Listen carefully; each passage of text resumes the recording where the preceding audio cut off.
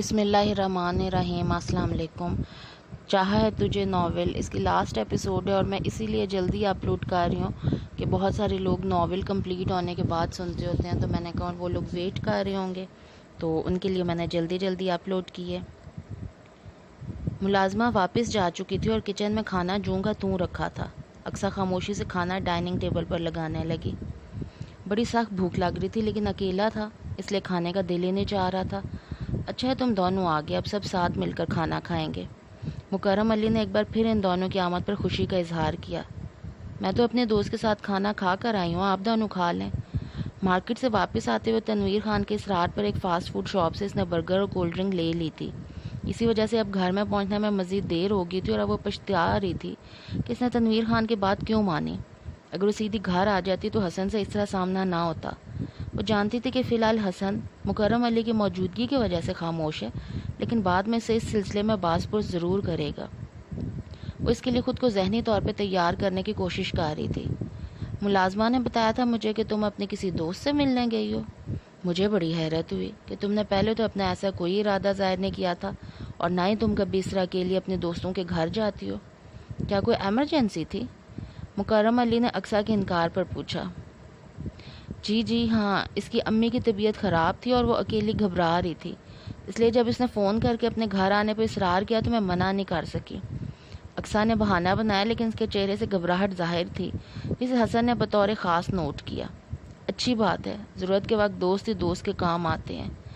اقصیٰ کی گھبراہٹ کو نوٹ تو مکرم علی نے کیا تھا اور وہ پہلے پریشان بھی تھے کہ اقصیٰ اس طرح اکیلی کیوں گئی ہے، لیکن اس کے بعد میں وضاحت دینے پہ وہ یہی سمجھے کہ وہ بنا اجازت چلے جانے پر خوف سے گھبرا رہی ہے، اس لیے اس کے تشفی کے لیے نرم لہجے میں بولے۔ لیکن حسن کے خود پر جمی نگاہوں کو محسوس کرتی اقصیٰ کو ماتھے پہ ابھرنے والے پسینے کے قطروں کو بار بار ٹیشو پیپر سے صاف کرنا پڑ رہا تھا۔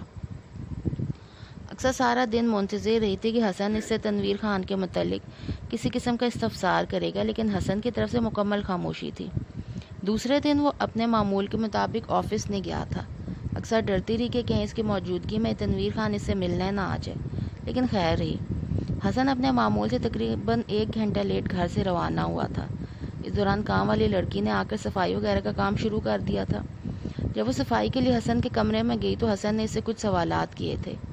حسن کے سخت لہجے کی وجہ سے ملازمہ کو ان سوالوں کے ٹھیک جواب دینے پڑے تھے، لیکن یہ بات اقصیٰ کے علم میں نہیں آ سکی تھی۔ تنویر خان نے اپنے معمول کے وقت اقصیٰ سے ملنے آیا تھا اور اس نے آتی اقصیٰ کے چہرے سے اس کی پریشانی کو نوٹ کر لیا تھا۔ کیا بات ہے، آج میری گڑیا کے چہرے پر روزانہ جیسی رونق نہیں؟ اس نے پوچھا تو وہ کل کے واقعے کے بارے میں تنویر خان کو آگاہ کرنے لگی۔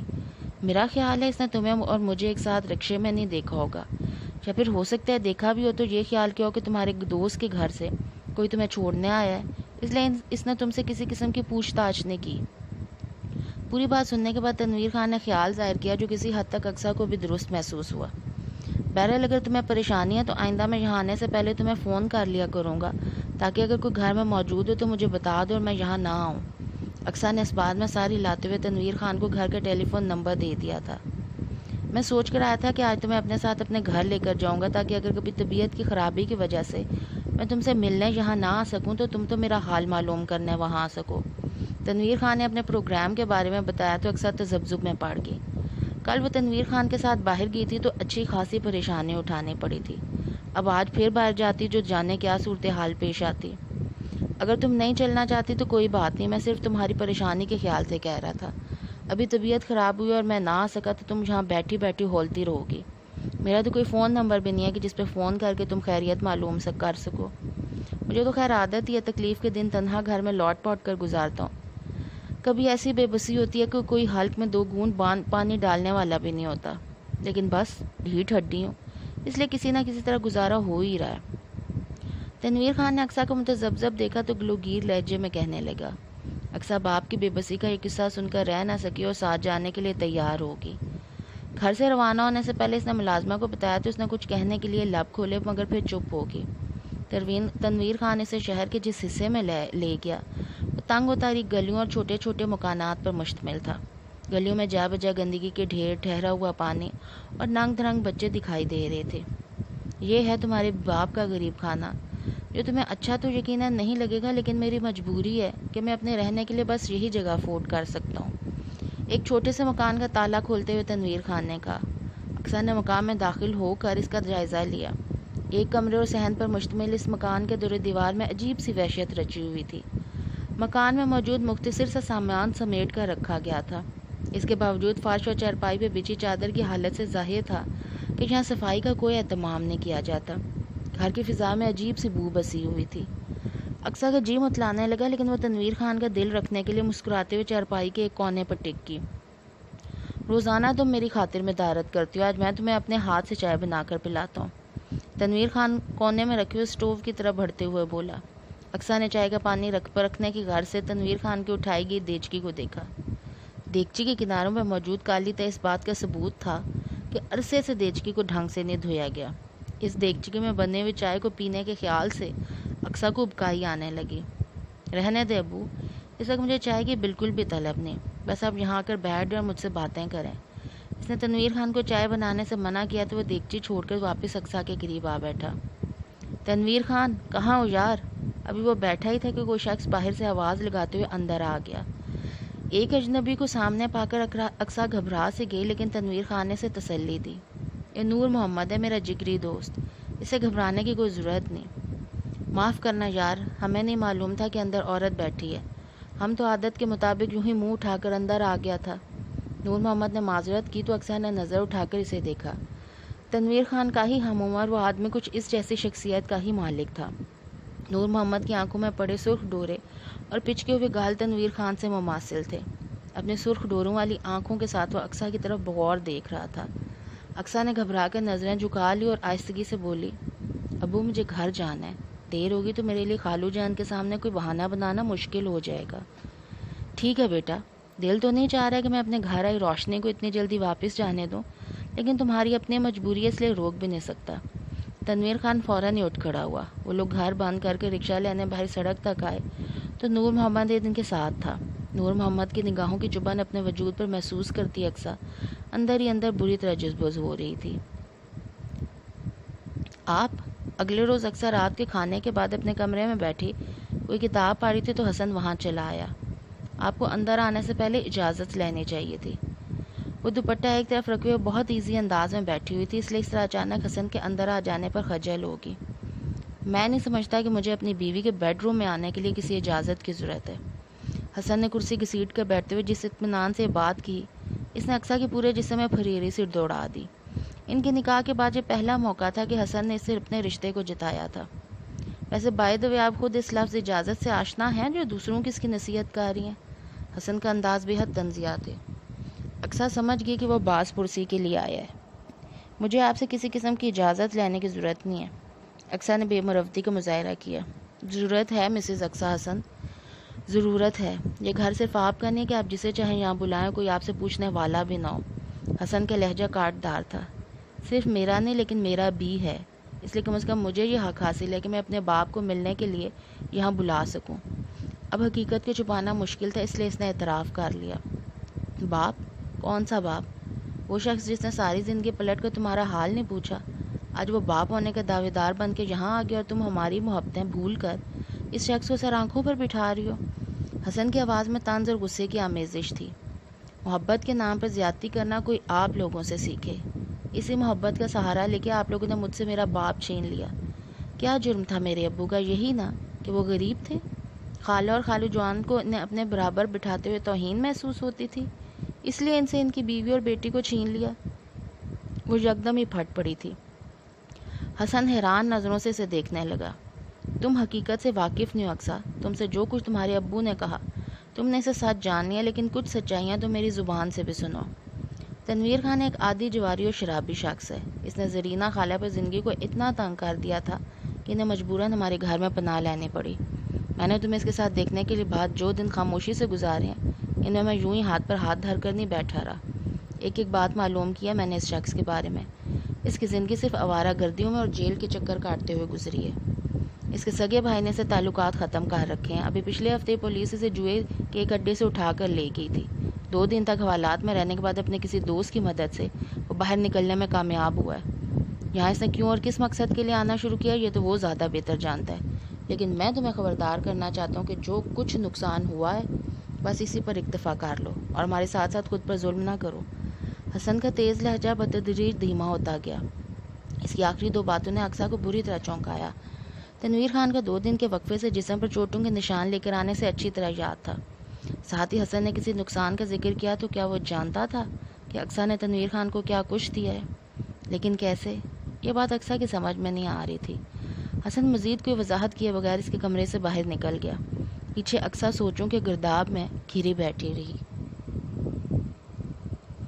फ़ोन की घंटी एक तवातुर से बज रही थी। बेजार से अक्सा ने बहुत सुस्ती से आकर रिसीवर उठाया। मुझे अक्सा से बात करनी है। इसके हेलो के जवाब में एक मर्दाना आवाज़ सुनाई दी। जी बात कर रही हूँ, हैरान होती अक्सा ने कहा। बोलने वाले की आवाज़ इसके लिए अजनबी थी। मैं नूर मोहम्मद बात कर रहा हूँ, तनवीर खान का दोस्त। दूसरी तरफ मौजूद शख्स ने अपना तारुफ कराया तो अक्सा को तनवीर खान के घर पर मिलने वाला शख्स याद आ गया। साथ ही से बेतहाशा परेशानी ने बिखेर लिया। अबू खैरियत से तो है ना? इसने बेहद तशवीर से नूर मोहम्मद से पूछा। नहीं, तुम्हारे अबू ठीक नहीं है, इनकी तबीयत बहुत ज़्यादा ख़राब है। उन्होंने मुझसे कहा कि मैं फ़ोन करके तुम्हें बुला लूँ, तुमसे मिलना चाहते हैं। नूर मोहम्मद ने इसके अंदेशों की तस्दीक करते हुए तनवीर खान का पैगाम पहुँचाया। मैं अभी आ रही हूँ। अक्सा ने जल्दी से रिसीवर क्रेडल पर रखा और चादर ओढ़कर पर्स उठाकर किचन की तरफ बढ़ी जहाँ मुलाजमा बर्तन धो रही थी। मैं कुछ देर के लिए घर से बाहर जा रही हूँ, तुम गेट बंद कर लो। इसकी आंखों में नमी और चेहरे पर परेशानी थी। खैरियत तो है बाजी, आप बहुत परेशान लग रही हैं, मुलाजमा ने तशवीश से पूछा। मेरे अब्बू की तबीयत ख़राब है, मैं इनसे मिलने जा रही हूँ, तुम इनके लिए दुआ करना। अक्सा की आवाज़ रुन गई थी। वो मुश्किल से खुद पर काबू पाते हुए घर से बाहर निकली और सड़क पर आकर रिक्शे के लिए नज़रें दौड़ाने लगी। जल्दी से एक रिक्शा मिल गया। रिक्शे में बैठकर इसने पता बताया, खुद सर थाम कर बैठ गई। आम हालात में वो यूं तन्हा कहीं जाने का तस्वुर भी नहीं कर सकती थी, लेकिन इस वक्त हर झिझक और खौफ पर बाप की मोहब्बत हावी थी। इसका बाप बीमार था और इसका बीमार दिल अपनी बेटी को पुकार रहा था। बेटी ऐसे में भला कैसे रुक सकती थी? जल्द रिक्शे ने इसे इसके मतलूबा मुकाम तक पहुंचा दिया। तनवीर खान के दरवाजे पर पहुंचकर इसने शुक्र किया कि इन पुरपेच गलियों में भटकने के बजाय सीधी यहाँ पहुंच गई थी। रस्ते हाथों से इसने दरवाजे पर दस्तक दी तो दरवाज़ा फ़ौरन ही खुल गया। दरवाज़ा खोलने वाला शख्स नूर मोहम्मद था। अक्सर तेज़ी से अंदर की तरफ बढ़ी। अंदर कमरे में तनवीर खान अपने बिस्तर पर आंखें मूंदे लेटा हुआ था। इसके चेहरे पर तकलीफ़ के आसार थे। कमरे में इसके अलावा एक बारिश बूढ़ा आदमी और 2 दरमियानी उम्र के आदमी और भी मौजूद थे, लेकिन अक्सा की तवज्जो का मरकज़ सिर्फ़ और सिर्फ बिस्तर पर मौजूद तनवीर खान था। वो लपक कर इसके करीब आ गई। अब्बू। तनवीर खान के सराहने बैठे हुए इसने हौले से इसे पुकारा। जवाब में तनवीर खान ने फ़ौरन आंखें खोलकर इसे देखा और फिर खुद भी उठकर बैठने की कोशिश की, लेकिन उठ ना सका और निढाल सा होकर सर वापस तकिए पे रख दिया। क्या हुआ था? तबीयत इतनी ख़राब क्यों होगी? बस बेटा, जो रोग दिल को लगा है वो चैन ही नहीं लेने देता। आपकी तबीयत इतनी ख़राब है और आप घर पे ही हैं, आपको तो फ़ौरन हॉस्पिटल जाना चाहिए। दवा खा ली थी मैंने, इससे तबीयत संभल गई और फिर अब तुम भी आ गया, मैं फ़ौरन ठीक हो जाऊँगा।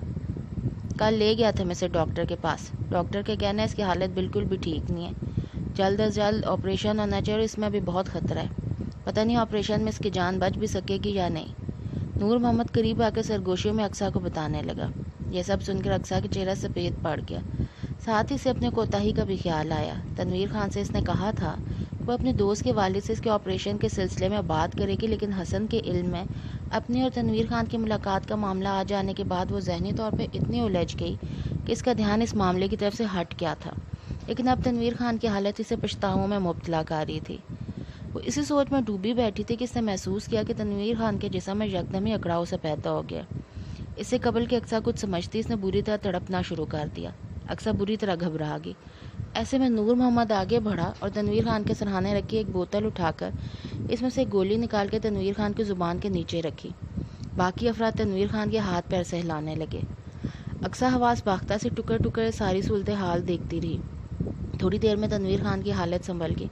हम अब्बू को अस्पताल ले चलते हैं। नहीं, मैं ठीक हूँ। प्लीज़ अब्बू, आप ज़िद ना करें, आपको इस वक्त अस्पताल जाने की ज़रूरत है। अक्सा ने तनवीर खान का हाथ थामते हुए मुल्तजी लहजे में कहा। अपने एक रिश्ते को खोने के लिए हरगिज़ तैयार नहीं थी।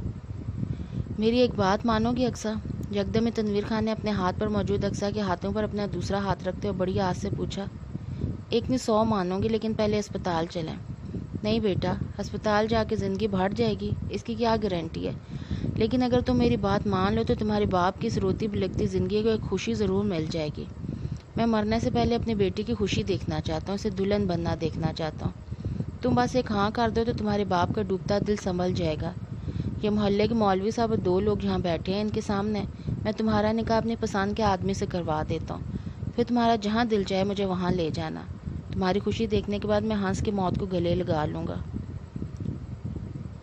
یہ نہیں ہو سکتا، بالآخر اس نے لرزتی ہوئی آواز میں جواب دیا۔ کیوں نہیں ہو سکتا؟ کیا تمہیں اپنے باپ پر بھروسہ نہیں؟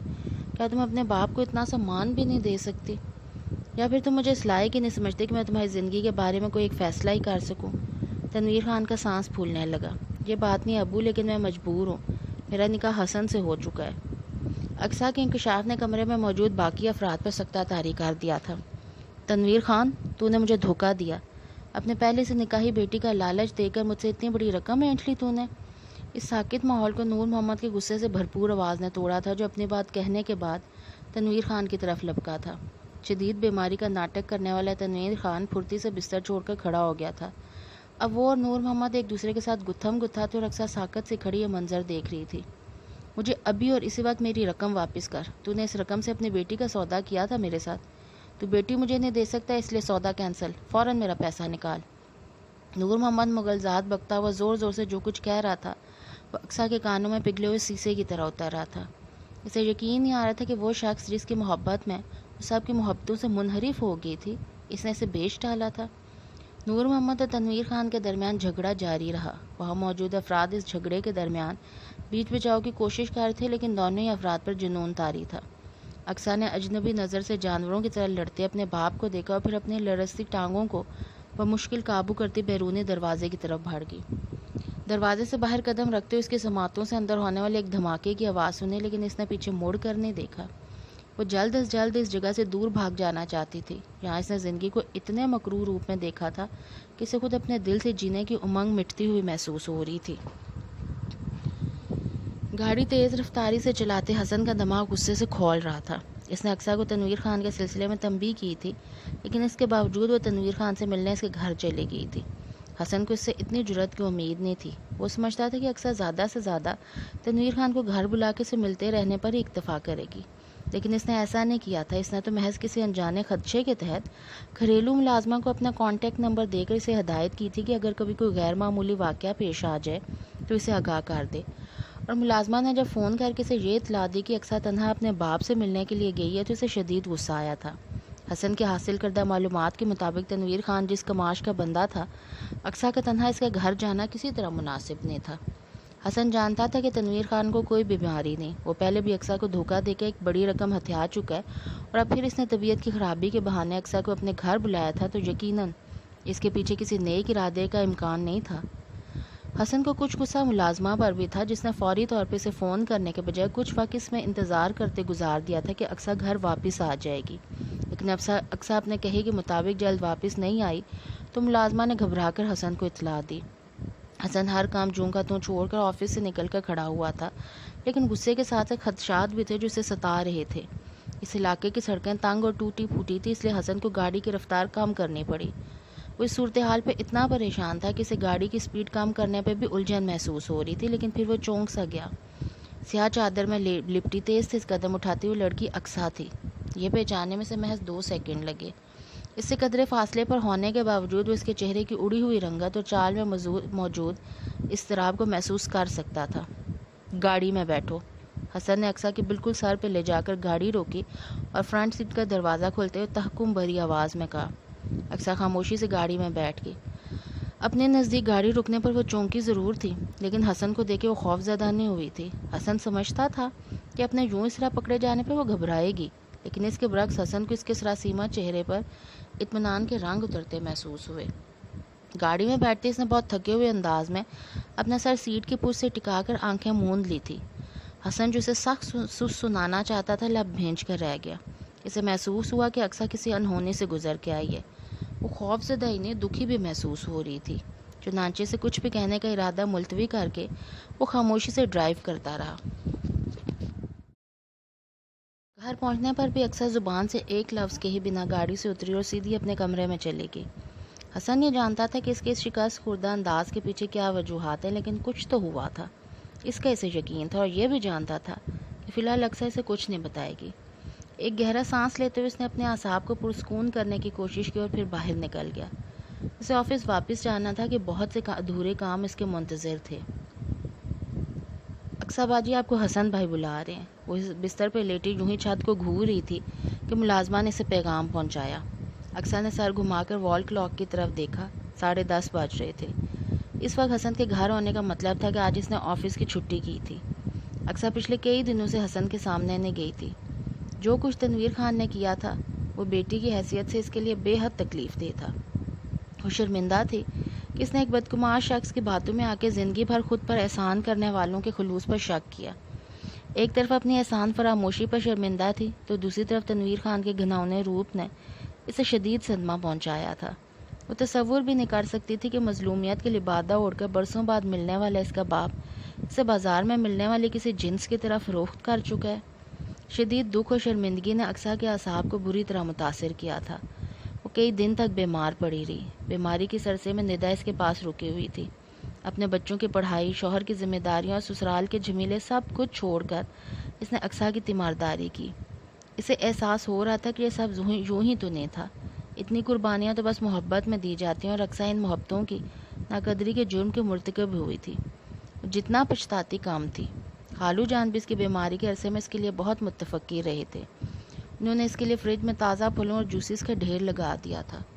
وہ اس کے سگے باپ نہیں تھے، لیکن حقیقت یہ تھی کہ اس کا سگا باپ مکرم علی کے قدموں کی خاک کے برابر بھی نہیں تھا۔ وہ شخص جس نے رشتوں کے تقدس کو پامال کر ڈالا تھا، در حقیقت باپ کہلانے کا بھی حقدار نہیں تھا۔ یہی سب سوچتی اقصیٰ اپنے بستر سے اتری۔ لمحے بھر کے لیے اس کا سر چکرایا، لیکن پھر وہ سنبھل گئی۔ بخار تو 2 دن ہوئے اتر چکا تھا، لیکن ابھی کمزوری باقی تھی۔ خود کو سنبھالتے ہوئے کمرے سے باہر نکلی اور اوپری پورشن کی طرف جانے والی سیڑھیاں چڑھنے لگی۔ اتنے دنوں سے حسن اس کے سامنے نہ ہی آیا تھا اور نہ اسے کچھ کہا تھا۔ شاید ندا کی موجودگی کے سبب اس نے خاموشی اختیار کر رکھی تھی، لیکن اب جب کہ ندا اپنے گھر جا چکی تھی تو اس نے فوراً اقصیٰ کو اپنے کمرے میں بلا بھیجا تھا۔ اقصیٰ نے سب کچھ سچ سچ بتا دینے کا عہد کرتے ہوئے اس کے کمرے کے دروازے پر دستک دی۔ آ جاؤ، فوراً اجازت دی گئی۔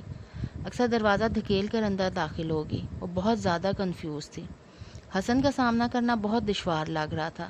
سب کچھ بتا دینے کا ارادہ کرنے کے باوجود کچھ بھی بولنا مشکل لگ رہا تھا۔ بیٹھو۔ حسن بیڈ پہ بریف کیس رکھ کے اس میں موجود اشیاء کو الٹ پلٹ رہا تھا۔ سر اٹھا کر اقصیٰ کو دیکھے بغیر اس نے کہا تھا۔ اقصیٰ فوراً ایک کرسی پر ٹک کی۔ 3 دن پہلے تمہارا رزلٹ آ گیا تھا۔ تمہیں انفارم اس لیے نہیں کیا کہ تمہاری طبیعت ٹھیک نہیں تھی اور حسب توقع رزلٹ نہ پا کر تم مزید ڈپریسڈ ہو سکتی تھی۔ حسن نے بے حد سنجیدگی سے جو اطلاع دی وہ عام حالات میں یقیناً اس کے لیے بہت سنگین ثابت ہوتی، لیکن اب تو ایسے حالات سے گزر آئی تھی کہ یہ بات معمولی محسوس ہو رہی تھی۔ ہم سب جانتے ہیں کہ عین ایگزامز کے دنوں میں امی کی وفات اور اچانک نکاح نے تمہیں جس ذہنی کرب میں مبتلا کیا تھا، اس کے اثرات تمہارے رزلٹ پہ بھی پڑے ہیں۔ لیکن تم فکر نہ کرو، میں نے معلومات حاصل کر لی ہیں۔ 1-2 اچھی پرائیویٹ یونیورسٹیاں جو ٹیسٹ کی بنیاد پہ ایڈمیشن دیتی ہیں۔ ابھی تمہارے پاس کچھ دن ہے، تم تیاری کر لو، ٹیسٹ کلیئر ہو گیا تو تمہارا ایڈمیشن بھی ہو جائے گا۔ اقصیٰ جن باتوں کی امید لے کر یہاں آئی تھی، حسن اس کے برخلاف مسئلے کو ڈسکس کر رہا تھا۔ اقصیٰ کی آنکھوں سے آنسو بہنے لگے۔ یہ وہ شخص تھا جس کی ذات کی وہ پچھلے کئی مہینوں سے نفی کر رہی تھی اور اس کی ناکامی کو بھی کامیابی میں بدل دینا چاہتا تھا۔ تم رو کیوں رہی ہو؟ میں نے کہا ہے نا کہ تمہارا ایڈمیشن ہو جائے گا، بس تم ٹیسٹ کی تیاری کر لو۔ حسن اپنے حساب سے اقصیٰ کے رونے کا جو مطلب سمجھا تھا، اس کے مطابق اسے تسلی دینے تھا لگا۔ آپ مجھے معاف کر دیں، میں آپ کی ان نوازشوں کی حقدار نہیں ہوں۔ اقصیٰ نے روتے روتے بڑی مشکل سے جملہ ادا کیا۔ فضول باتیں مت کرو، میں جو کچھ کر رہا ہوں اپنی دل کی خوشی سے کر رہا ہوں، یہ کوئی نوازش نہیں، تمہارا حق ہے۔ آپ نہیں جانتے، آپ کو نہیں معلوم میں کتنی بری لڑکی ہوں، میں نے آپ کو بہت نقصان پہنچایا ہے۔ وہ کہے بغیر نہیں رہ سکی۔ خالہ جان کو جو زیور خالو جان نے مجھے دیا تھا، میں نے وہ سارا بیچ ڈالا اور اس شخص کے حوالے کر دیا جو ہرگز بھی اس کا حقدار نہیں تھا۔ اس شخص نے باپ کے روپ میں مجھے دھوکہ دیا۔ آپ جانتے ہیں کہ اس شخص نے میرے ساتھ کیا کیا؟ اس نے میری قیمت وصول کر لی۔ اگر میں آپ کے نکاح میں نہیں ہوتی تو اس روز اپنے بدمعاش دوست سے زبردستی میرا نکاح پڑھوا دیتا۔ وہ روتے ہوئے اسے اس دن کی ہر بات بتانے لگی جب وہ تنویر خان اور نور محمد کے درمیان ہونے والی ہاتھا پائی کا فائدہ اٹھا کر وہاں سے بھاگ نکلی تھی۔ حسن خاموشی سے سب کچھ سنتا رہا۔ یہ لوگ پانی پی لو۔ اس نے ایک ہی سانس میں سب کچھ کہہ ڈالا تھا اور اب بری طرح ہچکیاں لے لے کر وہ رو رہی تھی۔ حسن نے پانی سے بھرا گلاس اس کے لبوں سے لگایا تو وہ چند گھونٹ لے کر سنبھل گئی۔ البتہ اتنا سب کچھ جان لینے کے بعد بھی حسن کا یوں پرسکون رہنا اسے حیرت میں مبتلا کر رہا تھا۔ تب اسے پوچھ بیٹھی، آپ کو یہ سب جان کے غصہ نہیں آیا؟ یہ سب جو تم آج مجھے بتا رہی ہو، میں ان میں سے بیشتر باتیں پہلے سے جانتا ہوں، اور سچ یہ ہے کہ اس وقت مجھے غصہ بھی آیا تھا، خصوصاً امی کا زیور بیچنے والی حرکت پہ۔ لیکن پھر میں نے خود کو تمہاری جگہ رکھ کر حالات کا تجزیہ کیا تو تمہارا عمل مجھے اتنا غلط نہیں لگا۔ ایک نادان اور زمانے کی چالاکیوں سے ناواقف لڑکی کا تنویر خان کے جال میں پھنسنا، وہ بھی اس صورت میں کہ وہ اس کا باپ تھا، اور بہت سی محبتوں کے باوجود اس لڑکی کے دل میں باپ کی محبت کے لیے ہڑک موجود تھی۔ کوئی بہت انہونی بات نہیں تھی۔ بس میرا غصہ ختم ہو گیا۔ کیوں بھی تمہارے لیے میرے دل میں اتنی جگہ ہے کہ میں تمہاری بڑی سے بڑی غلطی کو بھی معاف کرنے کا حوصلہ رکھتا ہوں۔ حسن کے آخری جملے پر اقصیٰ کے دل نے اچانک ہی ایک بیٹ مس کی، لیکن پھر اسے بہت سی حقیقتیں یاد آ گئیں۔ آپ بہت اچھے ہیں۔ حالات کے تحت آپ کو زبردستی مجھ سے باندھ کے آپ کے ساتھ شدید زیادتی کی گئی ہے۔ میں جانتی ہوں آپ کسی بہت شاندار لڑکی سے شادی کرنا چاہتے تھے، اور میں تو کسی لائق ہی نہیں ہوں۔ سب لوگوں نے زبردستی مجھے آپ کے سر مونڈ دیا، لیکن میں نہیں چاہتی کہ آپ یہ گلے پڑا ڈھول ضرور بجائیں۔ آپ کو جب آپ کی پسند کی لڑکی ملے تو آپ ضرور اس سے شادی کر لیجئے گا۔ خالو جان اور ندا باجی کو میں خود راضی کر لوں گی، وہ بہت مدبر بنی حسن سے کہہ رہی تھی۔ Thank you very much Aqsa, تم نے تو میری مشکل آسان کر دی۔ میں سوچ رہا تھا کہ تمہیں میں اس بارے میں کس طرح بتاؤں۔ یعنی آپ نے سچ مجھ کوئی لڑکی پسند کر لی ہے؟ اقصیٰ کو دل میں کچھ چبھا تھا۔ پسند کر لی ہے؟ یہ جملہ کچھ غلط ہے۔ یہ لڑکی مجھے خود بخود پسند آ گئی ہے۔ تمہیں یاد ہے نا، میں کہتا تھا مجھے بس اس لڑکی کی تلاش ہے جسے دیکھ کے میرا دل خود سے یس بول اٹھے، اور مجھے وہ لڑکی مل گئی۔ حسن کے چہرے پر موجود خوبصورت مسکراہٹ اس کی اندرونی خوشی کا پتہ دے رہی تھی۔ کون ہے وہ؟ مجھے بھی ملوائیں۔ خود پر جبر کرتے ہوئے اقصیٰ حسن کی خوشی کا ساتھ دینے کی بھرپور کوشش کر رہی تھی۔ مل بھی لینا ہے، لیکن فی الحال تو اس کی تصویر دیکھ لو۔ حسن اپنے سامنے پڑا بریف کیس کھولنے لگا۔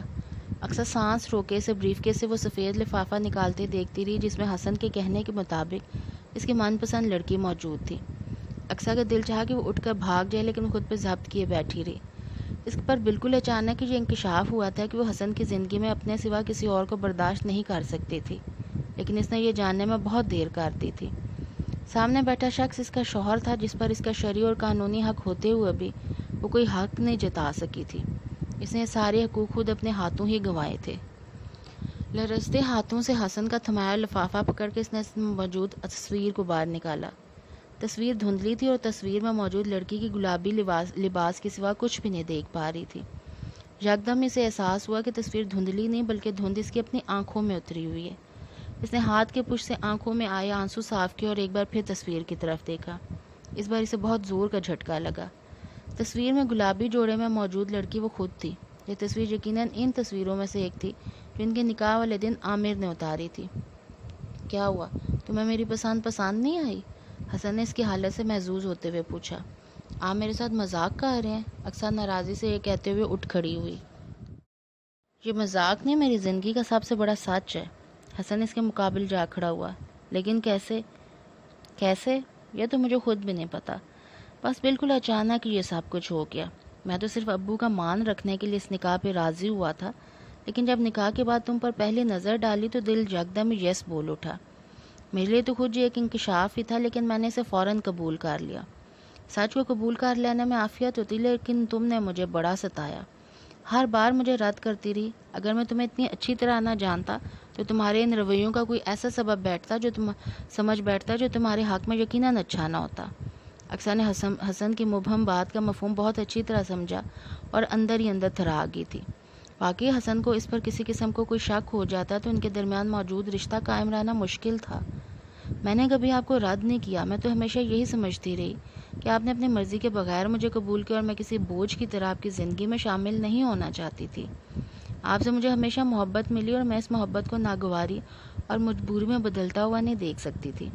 بس اس لیے وہ سب کچھ کرتی چلی گئی جو آپ کا دل دکھانے کا سبب بنا۔ دونوں ہاتھوں کی انگلیاں آپس میں پھنسائے ہوئے جھکی ہوئی نظریں لیے کہہ رہی تھی، میں نے ہمیشہ تمہیں محبت دی اور ہمیشہ دیتے رہنا چاہتا ہوں۔ کیا تم محبت کے سفر میں میری ہم سفر بننا پسند کرو گی؟ حسن نے اس کا ہاتھ اپنے ہاتھ کی گرفت میں لیتے ہوئے پوچھا۔ اقصیٰ کی نظروں کے ساتھ سر بھی جھک گیا۔ اس کے چہرے پہ اتنے خوبصورت رنگ پھیلے کہ زبان سے کسی لفظ کے ادا کرنے کی ضرورت ہی نہیں پڑی۔ ان رنگوں کو دلچسپی سے دیکھتے ہوئے حسن اس کا ہاتھ پکڑے پکڑے آگے بڑھا اور اپنی الماری کے سامنے جا کھڑا ہوا۔ حسن نے الماری کھول کر ایک باکس نکالا اور اقصیٰ کے ہاتھوں میں تھمایا۔ یہ کیا ہے؟ خود کھول کر دیکھ لو، حسن نے کہا تو اس نے باکس کھولا اور پھر اس میں موجود امینا بیگم کے زیورات دیکھ کر اس کی آنکھیں ڈبڈبا گئی۔ یہ آپ کو کیسے ملے؟ جواباً حسن نے اسے جولر شاپ پر دیکھنے سے لے کر زیورات دوبارہ خریدنے کی تمام تفصیل سنا دی۔ یہ سب سن کے اقصیٰ خود پر بالکل بھی قابو نہیں رکھ سکی اور حسن کے شانے سے سر ٹکا کر رو پڑی۔ حسن نے اپنے دوسرے ہاتھ سے اس کے بالوں کو سہلاتے ہوئے تسلی دی۔ اقصیٰ کے آنسو اسے تکلیف دے رہے تھے۔ وہ کبھی بھی اسے دکھی نہیں دیکھنا چاہتا تھا۔ شاید یہی وجہ تھی کہ اس نے اقصیٰ سے تنویر خان کا انجام چھپا لیا تھا۔ تنویر خان اور نور محمد کے درمیان ہونے والے اس جھگڑے میں تنویر خان نے نور محمد پر گولی چلا دی تھی، جس سے نور محمد موقع پر ہی ہلاک ہو گیا تھا۔ تنویر خان آج کل پولیس کے تحویل میں تھا اور اس کے سابقہ مجرمانہ ریکارڈ کے موجودگی میں اس کے قتل سے اس مقدمے سے بچ نکلنے کی امید نہیں تھی۔ تنویر خان نے نور محمد اور اپنے درمیان میں ہونے والے تنازع کی اصل وجوہات بیان نہیں کی تھی اور اس جھگڑے کو دو جواریوں کے درمیان پیسے پر ہونے والے جھگڑے پر ہی محمول کیا گیا تھا۔ موقع پر موجود باقی تینوں افراد نے بھی اس معاملے میں اپنی زبانیں بند رکھی تھی اور تھانے کچہری کے چکر میں پڑنے کی بجائے خود کو الگ رکھنا ہی مناسب سمجھا۔ یوں اس سارے قصے میں اقصیٰ کا نام کہیں نہیں آیا تھا، جس کے لیے حسن اللہ کا شکر گزار تھا۔ اقصیٰ اس کی بیوی تھی اور اس کی کسی کوتاہی کو اپنے سگے باپ اور بہن کے علم میں بھی نہیں آنے دینا چاہتا تھا۔ اچانک گیٹ پر کسی گاڑی کے رکنے پھر ہارن کی آواز سنائی دی۔ حسن نے ہاتھ بڑھا کر کھڑکی کا پردہ ہٹایا اور باہر جھانکا۔ نصرت پھپھو اور عصمت پھپھو آئی ہیں۔ باہر دیکھتے ہوئے اس نے اقصیٰ کو اطلاع دی تو وہ رونا بھول کر ایک جھٹکے سے اس سے الگ ہوئی۔ رک جاؤ نا یار، اچھا ہے میری دونوں پھپھیاں یہ منظر دیکھ لیں تو نکاح کی طرح رخصتی بھی ابھی کھڑے کھڑی انجام پا جائے گی۔ حسن نے اقصیٰ کو تنگ کرنے کے لیے اس کا ہاتھ مضبوطی سے تھام لیا۔ رخصتی میرے ٹیسٹ کے بعد کروا لیجیے گا، وہ گھبرا کر جلدی سے بولی تھی۔ نہیں بھائی، تمہارا کوئی بھروسہ نہیں، بعد میں تم رخصتی کی تاریخ اپنی تعلیم مکمل ہونے تک بڑھوا لو گی۔ حسن نے اس کا ہاتھ نہ چھوڑا۔ میں ایسا نہیں کروں گی، اب تو خود میرے لیے آپ سے دور رہنا ممکن نہیں۔ دونوں پھپھیوں کی دہشت تھی جس نے اقصیٰ سے اتنا واضح اعتراف کروا ڈالا۔ تمہاری زبان سے یہ اعتراف سن کے اب تو میرا اور بھی دل نہیں چاہ رہا کہ میں تمہیں یہاں سے جانے دوں۔ حسن اسے زج کرنے پہ تلا ہوا تھا۔ پلیز حسن۔ حسن کو اس کے اپنا نام پکارنے کی یہ ادا اتنی بھائی کہ فوراً اس کی درخواست قبول کرتے ہوئے اس کا ہاتھ چھوڑ دیا۔ اقصیٰ سرپٹ باہر کی طرف دوڑی۔ اس کے اس انداز پہ حسن کے ہونٹوں پر مسکراہٹ پھیل گئی۔ سادگی اور خوبصورتی کا امتزاج یہ لڑکی اس کی رگ و جان سے بہت قریب تھی۔ وہ دن دور نہیں تھا جب اپنی خوشبو اس کے کمرے میں چھوڑ کر جانے والی لڑکی خود جہاں آ کر بس جاتی۔ ان لمحوں کا تصور کر کے حسن کو اپنے دل میں خوشیوں کے بارات اترتی محسوس ہوئی۔ اس کے ساتھ ہی ناول کا اینڈ ہوتا ہے۔ امید ہے کہ آپ کو ناول پسند آیا ہوگا اور نیکسٹ ناول بھی ہم جلدی سے ڈیسائیڈ کریں گے اور وہ سٹارٹ کر لیں گے۔ اللہ حافظ۔